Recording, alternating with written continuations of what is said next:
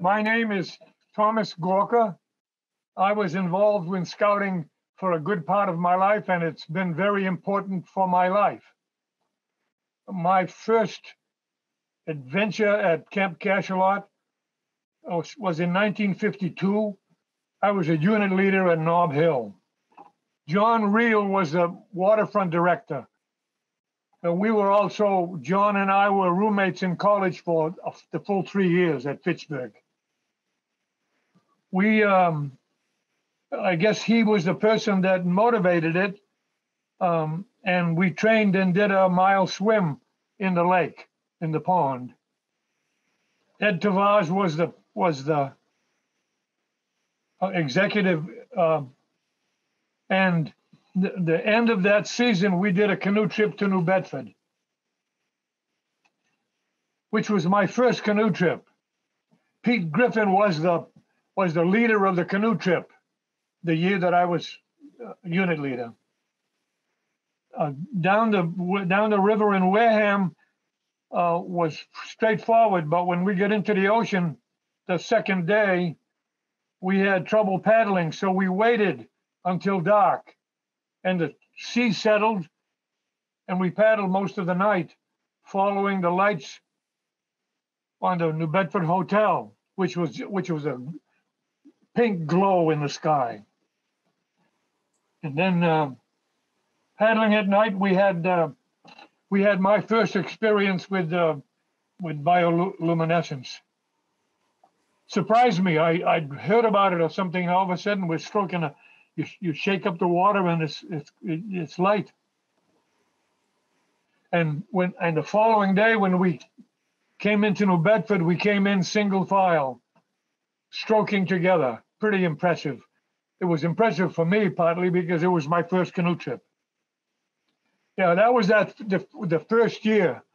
And then I didn't come back the following year because there's not a lot of money working at camp, and I was getting ready to go to college, Fitchburg. And so there were a couple of years when I was away.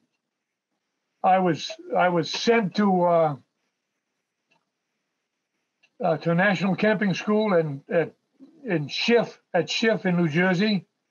The experience at Schiff was pretty influential in terms of how I should behave based on what was expected, I guess, how to say that. And immediately it became clear that we had staff, and I think that was the year that we initiated the CIT program. But we had staff that were not much older than the scouts that were coming in various troops. So I instituted a Mr. policy. Everybody was called Mr. The staff had their own neckerchief. We had a staff neckerchief, I think for both years, but I can't be sure, but I know certainly for the second year. And I introduced the idea of the toggle rope, which is a piece of 1/4-inch hemp, twice around your waist, an eye splice on one end and a toggle on the other, which was eye spliced to the center of the toggle, and that kept it on you. And it's a very useful tool, both in rescue work and in dragging things, and it got to be that was sort of a pride thing. There was an outhouse that when it wasn't used much between the ad building and the rifle range on the right-hand side of that road. It was nobody was using it, so it became the program office. It had a sign on it that was carved by a carver that was there the first year I was program director, and it was called Uncle Tom's Cabin. We had a group of us climb Mount Chocorua. Must have been after camp. Must have been that first year. Well, it was only one trip, and I hadn't been up. I hadn't done much hiking, in that kind of way. We went up Chocorua. It must have been a storm coming through because we weren't on top of the mountain for very long when there was enough static in the air that my crew cut would stand. I said, let's get going. And we get down below timberline. Well, we went by bus. We stopped at a number of places on the way for the overnights. We couldn't fill the quota, so we had a patrol from Boston. But the 3 patrols that from New Bedford, Sonny put together the trip to give us as much of an experience of all of Philmont that we could. We covered a lot of ground. We were only one day anywhere. We all had the same kind of hat, and Sonny made it very clear that he wanted, when we came out of the woods back into at the end of our time at Philmont, that we would look sharp, not like we were dragging back from like an 8-day bicycle race. And we marched in loud with brimmed hats that we kept clean the whole time, specifically for that event. We looked sharp.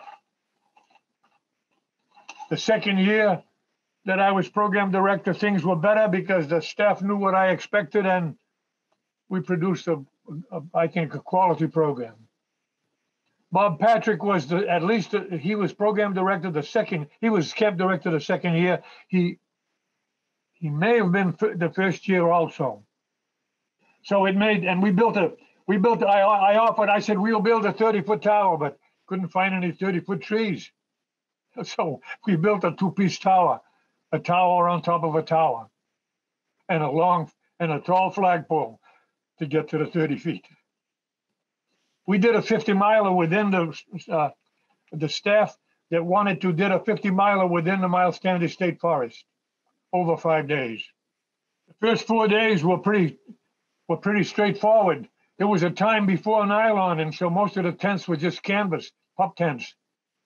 We woke up the 5th day with like 10 miles to go, and it was raining.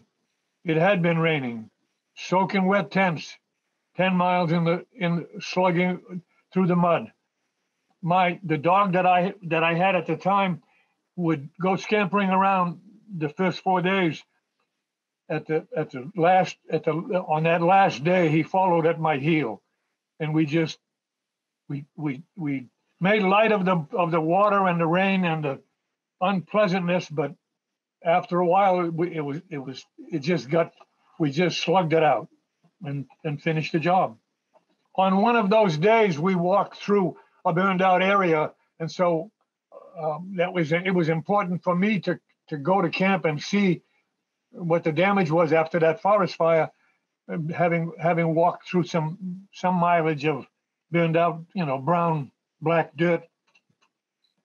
In fact, the forest fire about that time, I must have been teaching in Framingham, and after the fire, I left after class and drove to camp and climbed up on the roof of the dining hall to see the damage.